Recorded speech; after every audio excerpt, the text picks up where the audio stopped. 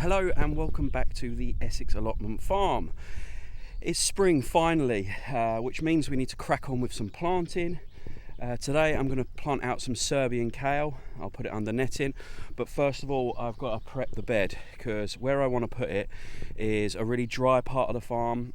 The soil's not in great condition, so I'm going to start by prepping the bed and getting it prepared ready for the planting. I'm going to show you how I do it, but I'm going to give it a bit of a rake / weed. There's not really any visible weeds in there, but it's nice to go over the surface. With it being spring, all those annual weed seeds will start to germinate, so we can just disturb those and break them off the soil. We're going to put some chicken manure pellets down that I've bought, organic chicken manure pellets to give it a bit of a nitrogen boost. Then I've got some of my 22-day compost mulch, which isn't finished compost, but it's broken down enough and been heated enough to kill the weed seeds, and we're going to put a layer of that. We're going to give it a big water to trap in some moisture before I mulch it, and then we're going to get round to planting a Serbian kale variety. I've got 104 plugs to go in one of these beds, and we'll start planting out the kales ready for the veg box season. So stick with me, I'll show you how to do it, or show you how I'm going to do it, and you can chuck some comments below as to what you would do differently or what you think works quite well. So let's crack on.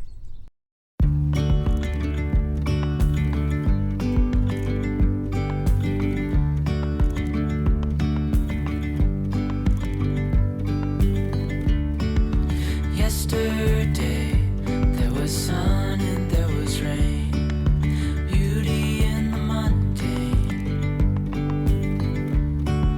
And as the light startled our eyes, we let go of disguise. And now there's something in the air and a sparkly shimmer on our skin, restoring everything within. Oh, dreamy, breezy we go, easy, easy on our tiptoes, undercover agents of the other, beyond gravel, beyond all.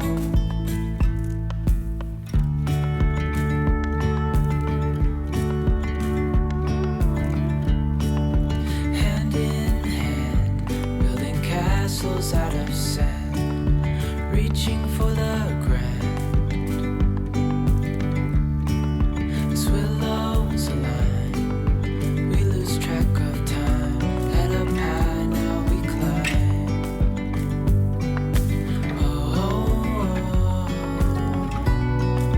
dreamy, breezy we go, easy, easy on our tiptoes, undercover agents of the other, beyond gravel, beyond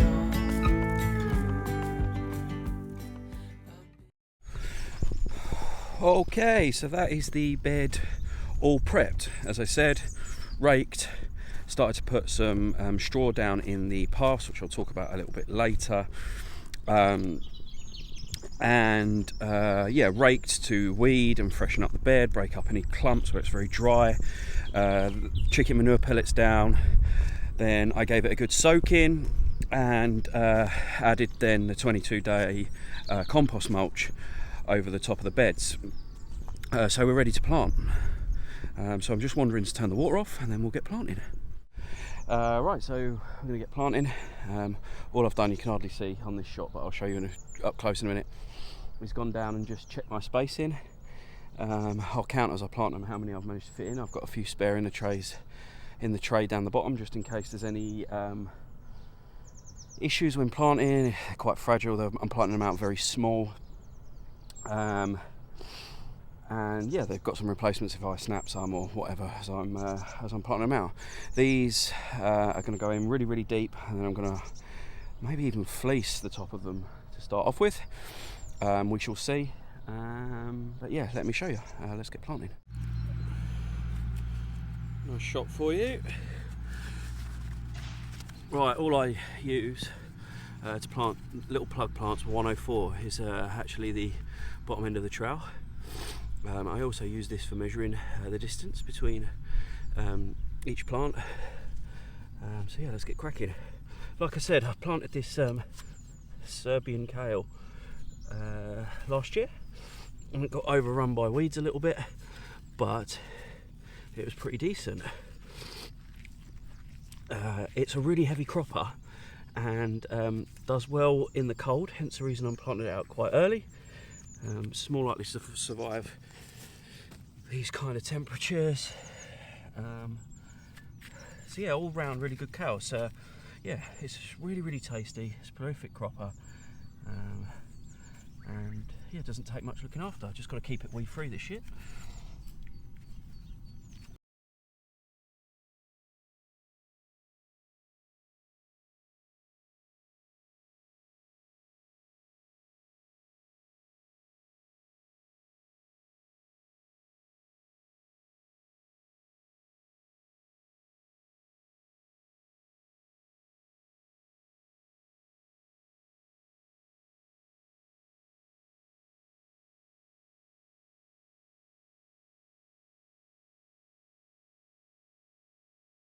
Right, that's that job done. All planted. 80 there was in the end. 2 rows of 40, about 20 centimetres apart. 20 centimetres apart. The rows are 20 centimetres apart as well. So yeah, 40 in one row, 40 in the next. So 80, that took a long time to say that I'd got 80 plants in a bed. But it's all planted, and because of how warm it is, I'm now going to chuck some more water on it quickly. Just water them in, give them a nice good soak in, and then like I said, I'm going to cover them to protect them more from the birds than anything else. I'm very lucky at the moment, and I say this with trepidation, that I don't have a massive slug problem here. The odd one or two, one or two snails. There's loads of birds here, so I think that helps. But yeah, I don't have a massive slug problem as of yet. The issue I do have, these wouldn't last 2 minutes, is with pigeons. So I'm going to cover these up. I can't decide whether fleece or netting. It is meant to get up to like 18 degrees, so I don't want to cook them while they're really young and they haven't got a huge amount of water or root system. So I might just go with some netting for now. But first of all, let's get them watered in properly. Right then, so I decided to go for netting instead of fleece for the reason I mentioned. It is meant to get really hot. I don't want to cook these baby plants. And although the temperatures drop low overnight, this is Serbian kale, and it's been germinated and raised in a greenhouse that had the door open the whole time, even overnight, even when it dropped to -4 overnight tonight. Last night, should I say, they were absolutely fine. So temperature doesn't concern me. High temperatures do concern me. Slugs at this stage, unless they come out of nowhere, don't concern me too much, but birds do. So I've gone with netting, and I've had this ingenious plan where I've been using the 4mm galvanised wire. I'll show you actually. Now let me walk up here. I use 4mm galvanised wire to create the hoops for my netting and my fleece. So you can see them there above the broad beans all the way down, and same with the perennial Taunton-Dean. Don't know what happened there, something happened to my camera. The Taunton-Dean kale. So it seemed like a massive waste to use all that netting to protect 80 tiny little baby plants. So what I've done here is I've stretched the hoops out. They're the same size hoops. I cut them all into the same size when I bought them last season, but if you stretch them out, they stretch just over 2 beds and lift the netting, or hold the netting off the ground, maybe 25 centimetres off the ground. So while the plants are really young, they can cover 2 beds instead of 1 without me having to cut the net, etc, etc. So what that meant is that the bed next to me, I haven't got time today or this morning to do all the ground prep and everything, but I've put, and you can't see, I'll show you in a minute, in the bed next to me I've put one row of the tree cabbage that Jesse from Plots 37 recommended, which needs lots of space like the Taunton kale. So I managed to get those out and protected without really having to do too much extra work. So there we have it. That was today's, or this morning's job. I'm going to go and get a coffee and some lunch now and come back and do some more this afternoon. But we've got 80 kale plants, 15 tree cabbage plants all planted out, 1 bed, this one here, completely prepped and fertilised and done, and this one still needs some work. Here, still rubbish at this point in the on camera stuff, but yeah, I'm really pleased with that morning's work, and I shall crack on after lunch. Yeah, after lunch. Right, so I mentioned that I'd started to put straw down in the paths, and it's a needs must thing, really.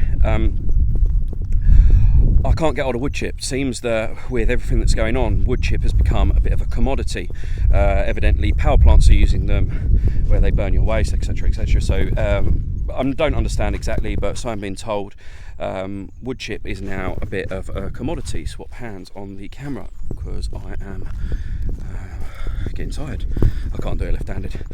Anyway, so I'm struggling to get hold of wood chips, and it's that time of year, as I mentioned earlier, where annual weed seeds are starting to germinate, and if we don't suppress them and cover them and block the light out with them now, you'll have a real annual weed problem in your paths or in your beds or whatever, wherever you think annual weeds might have landed on your farm or growing space. So I've taken the plunge, and despite not wanting to do it this way, I've started to put straw down in there just to block out the light and suppress that. It's a bit more work because you have to wet the straw down as soon as you put it down, otherwise it flies everywhere, and there is that risk again of it attracting or creating a great atmosphere or home for slugs to live in.